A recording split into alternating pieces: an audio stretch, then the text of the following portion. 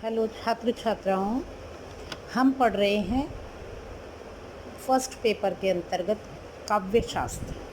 काव्य शास्त्र में हमने अभी तक पढ़ा है काव्य लक्षण, काव्य हेतु, और आज जो टॉपिक लेकर के मैं आपके सामने हूँ उसका शीर्षक है काव्य प्रयोजन। जैसा कि इसके नाम से ही पता चल रहा होगा, काव्य डैश प्रयोजन अर्थात कारक का लोप है, कारक चिन्ह का, काव्य का प्रयोजन।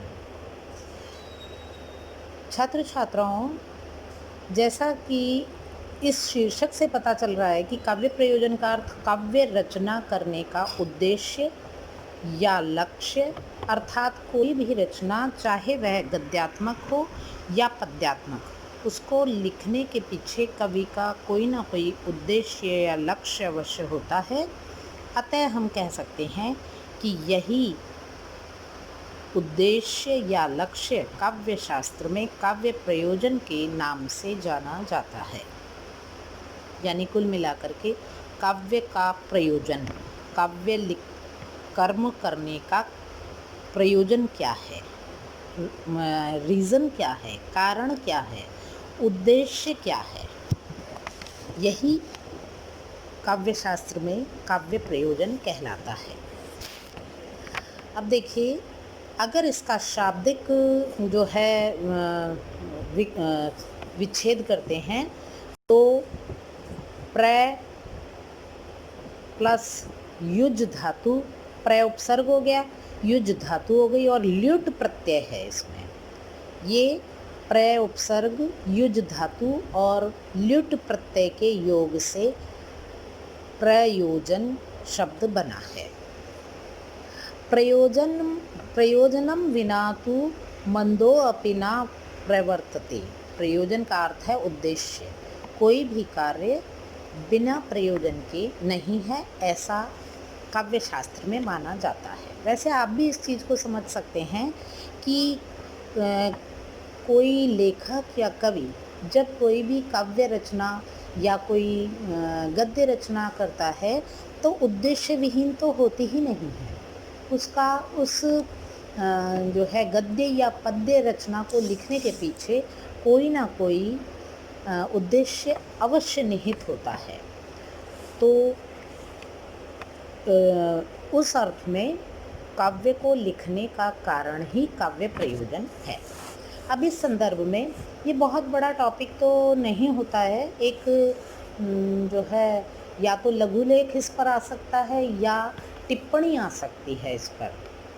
तो मैं उसी के हिसाब से आपको इसका उत्तर लिखने का तरीका बता रही हूँ। तो पहले मैंने जो है अब अर्थ के बाद में मैंने परिभाषाएं ली हैं, और परिभाषाओं में कुछ पहले संस्कृत आचार्यों की परिभाषाएं हैं 2-3, और उसके बाद में हिंदी के प्रमुख विचारकों, विद्वानों की परिभाषाएं हैं, जिससे इसका काव्य प्रयोजन का अर्थ आपको और भी स्पष्ट हो जाएगा। संस्कृत आचार्य भरत मुनि ने लिखा अपने नाट्यशास्त्र में, दुख, श्रम, शोक से पीड़ित तपस्वियों को संसार में सुख प्रदान करने वाला ही काव्य प्रयोजन माना जाता है। दूसरे प्रमुख आचार्य हैं संस्कृत के भामह। तो आचार्य भामह ने लिखा, धर्म, अर्थ, काम, मोक्ष की प्राप्ति, कलाओं में दक्षता, कीर्ति और आनंद को ही प्रयोजन माना है। एक अन्य संस्कृत के आचार्य हुए हैं वामन, आचार्य वामन। तो आचार्य वामन ने प्रीति को दृष्टि प्रयोजन व कीर्ति को अदृष्ट प्रयोजन माना है। इसके बाद में हिंदी आचार्यों, विचारकों और विद्वानों की बात करें तो गोस्वामी तुलसीदास ने स्वांत सुखाय और लोक मंगल को काव्य प्रयोजन बताया है। दूसरे हिंदी के प्रमुख विचारक हैं, विद्वान हैं मैथिली शरण गुप्त। मनोरंजन कवि कर्म ना होकर उचित उपदेश भी आवश्यक है, ये मानना है मैथिली शरण गुप्त जी का, कि काव्य में मनोरंजन ही कवि का कर्म ना होकर के उचित उपदेश भी आवश्यक है। आचार्य रामचंद्र शुक्ल जी ने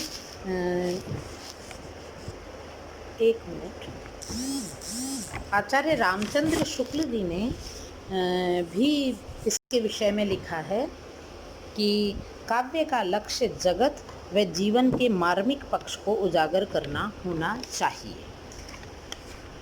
अन्य प्रसिद्ध विचारक हुए हैं आचार्य हजारी प्रसाद द्विवेदी। वे साहित्य अथवा काव्य कर्म का लक्ष्य मानव हित व लोक मंगल के लिए मानते हैं। तो ये तो बात हुई संस्कृत के प्रमुख विद्वानों और हिंदी के प्रमुख विद्वानों दी गई परिभाषाओं की। अब काव्य प्रयोजन के कारण पर विचार करेंगे कि काव्य कर्म करने के पीछे या कोई भी गद्य या पद्य की रचना को लिखने के पीछे क्या कारण हो सकते हैं। तो मेरी समझ में ये लगभग 6 कारण हैं, 6-7 कारण हैं जो मैं यहाँ पर आपको बताती हूँ। कवि द्वारा किसी काव्य रचना को रचने के कई कारण मानते हैं। तो पहला कारण है यश प्राप्ति के लिए, अर्थात कवि यश को प्राप्त करने के लिए काव्य रचना करते हैं। दूसरा कारण है धन के लिए, तो कवि जो है धन प्राप्त करने के लिए भी काव्य रचना करते हैं। जैसा कि आपने रीतिकालीन कवियों को देखा पढ़ा कि कवि बिहारी जो है राज्याश्रय में रहा करते थे, कवि देव, कवि घनानंद आदि भी राजाओं के आश्रय में रहे और उन्होंने धन प्राप्ति के लिए अपने आश्रयदाताओं की प्रशंसा में काव्य रचना की और उसके बदले में उन्होंने धन प्राप्त किया। तीसरा प्रमुख कारण व्यावहारिक ज्ञान के लिए, तो कुछ कवि या लेखक ऐसे होते हैं जो व्यावहारिक ज्ञान प्राप्त करने के लिए काव्य लिखते हैं। चौथा प्रकार है अनिष्ट निवारण के लिए या सर्व कल्याण के लिए। तो हमारे समाज में बहुत से ऐसे जो है कवि हुए जिन्होंने अनिष्ट को निवारण करने के लिए काव्य कर्म किया, जैसे जितने भी धर्मपद हैं और मंत्रोपचार वगैरह आदि हैं, तो इन सब का लेखन सर्व कल्याण के लिए कवि करते हैं।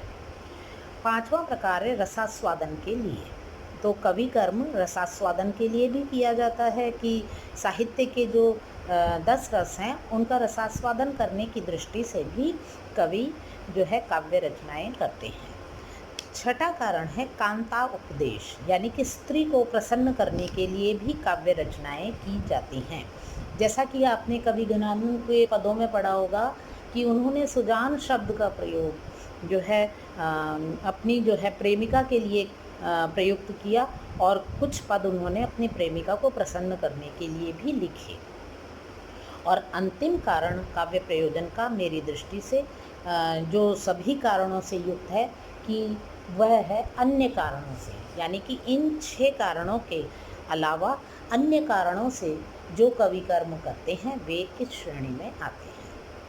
मुझे उम्मीद है आज का जो है ये टॉपिक काव्य प्रयोजन, अर्थ, परिभाषाएं और काव्य प्रयोजन के कारण, इन 3 प्रमुख शीर्षकों से मैंने आपको समझाने का प्रयास किया है। उम्मीद है आपको समझ आ गया होगा।